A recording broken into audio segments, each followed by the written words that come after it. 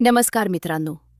लग्नानंतर होईलच प्रेम मालिकेच्या पुढील भागात आपल्याला बघायला मिळणार आहे की पार्थ आणि काव्या आता नगरसेवकच्या ऑफिसमध्ये आलेले असतात आणि ते कशा प्रकारे लोकांशी उद्धटपणे बोलतात, त्यांची मदत करत नाही, याच्या विरोधात त्यांनी पुरावे आता गोळा केले आहेत.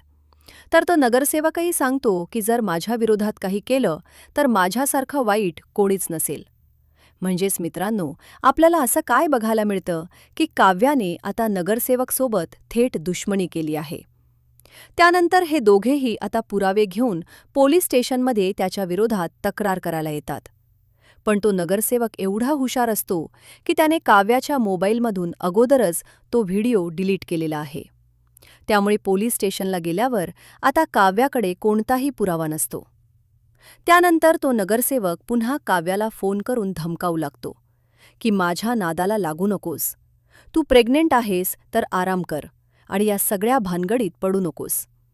तर मित्रांनो, काव्याचा हे धाडस आणि लोकांना मिळून देणारा न्याय तिच्यावरच उलट पडणार आहे, कारण पोलीससुद्धा आता काव्याच्या विरोधातच असतात.